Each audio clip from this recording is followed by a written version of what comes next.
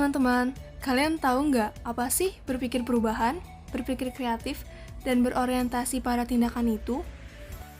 Jadi, berpikir perubahan itu ialah berpikir inovasi dan mencoba hal baru untuk berpindah dari posisi awal ke posisi yang lebih baik. Berpikir kreatif ialah keterampilan untuk melihat masalah dari berbagai perspektif baru dengan sudut pandang yang berbeda.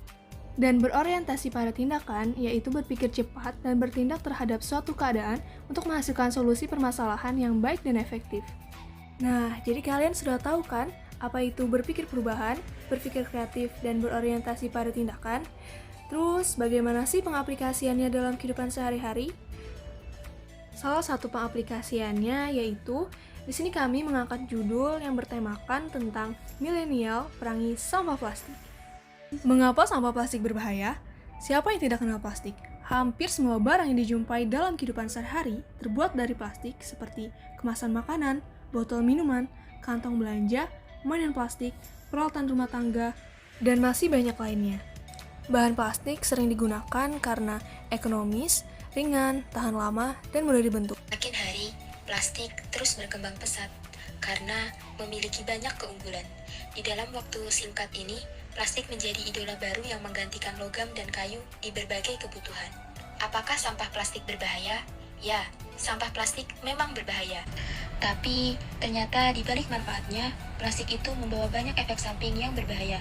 Karena plastik ada di mana-mana, bahayanya yang dibawanya juga menyebar di mana-mana. Bayangkan, bahan kimia berbahaya plastik ada di dalam tubuh kita sendiri. Kalau sudah begitu, apakah berbahaya bagi kesehatan? Ya, jelas. Banyak sekali penyakit yang berbahaya seperti kanker dan cacat janin yang dapat diderita jika kita terus-menerus terpapar oleh sampah plastik. Wah, menyeramkan sekali ya bahaya sampah plastik ini.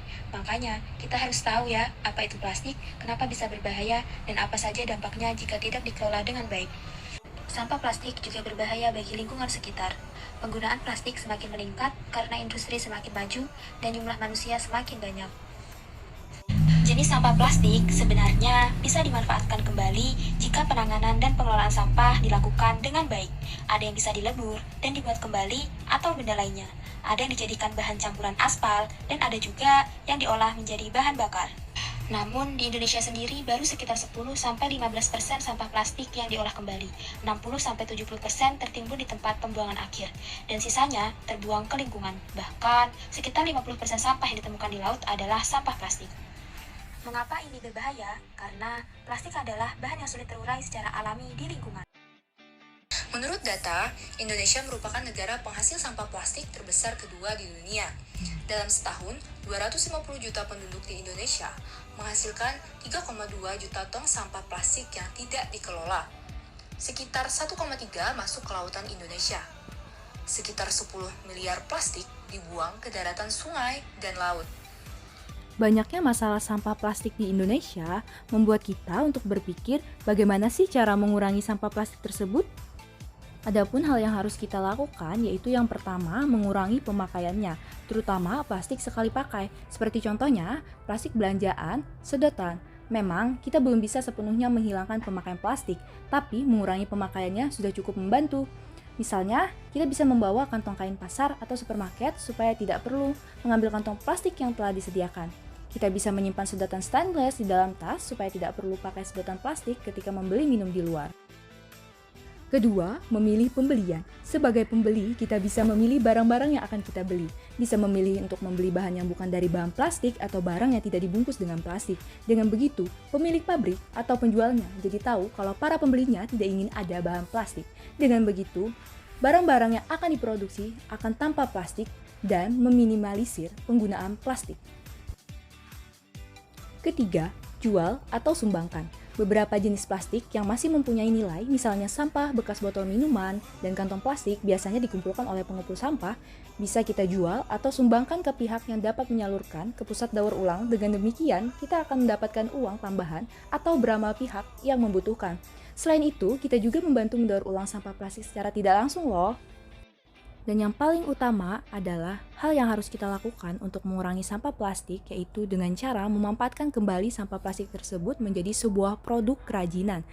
Contohnya, tas anyaman plastik, celengan, bunga plastik, pot plastik, maupun produk lainnya.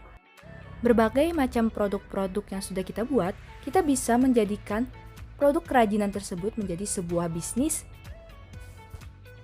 Bisnis ini bermanfaat untuk pertama, memperluas pekerjaan, yang kedua, menumbuhkan pikiran kreatif, inovatif, dan yang paling penting, menambah penghasilan untuk kita. Jadi, untuk memasarkan produk kerajinan dari limbah sampah plastik ini, tentunya kita tidak bisa hanya mengandalkan penjualan di toko offline saja. Ada beberapa tips penjualan yang bisa Anda lakukan untuk memperluas jangkauan pasar. Kita tahu kan, media sosial sekarang ini sangat marak-maraknya digunakan oleh banyak orang.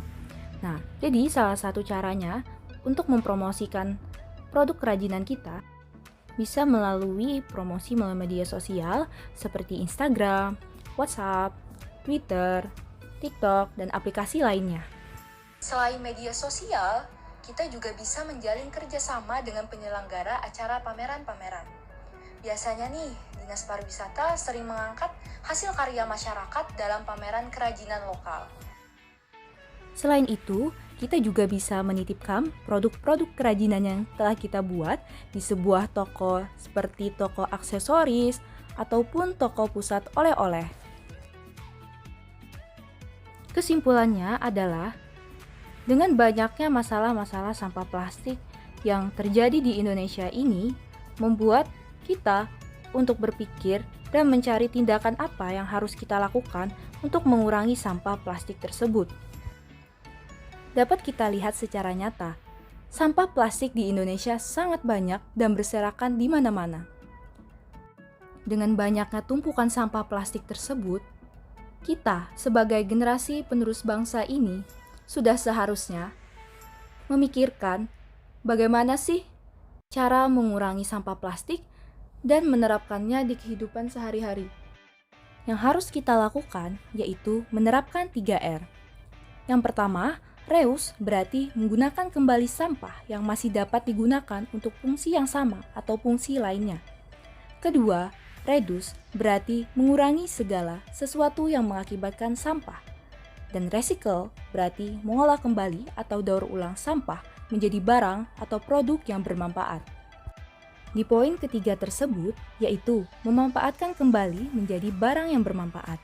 Nah, hal tersebut bisa kita kreasikan menjadi sebuah ide berwirausaha, sehingga hal tersebut tidak hanya mengurangi limbah plastik, akan tetapi bisa menjadi sumber penghasilan dan menumbuhkan kreativitas masyarakat. Jadi, kaitannya dengan 3 hal yang kami jelaskan di awal, yang pertama, berpikir perubahan, yaitu bagaimana cara mengurangi sampah plastik yang sekarang ini sudah sangat banyak. Kedua, berpikir kreatif, yaitu memikirkan sebuah ide yang menjadikan limbah plastik menjadi barang yang bermanfaat. Yang ketiga, berorientasi pada tindakan, yaitu dengan menerapkan ide tersebut menjadi salah satu ide wirausaha. Mari kita sama-sama menerapkan Say No to Plastic.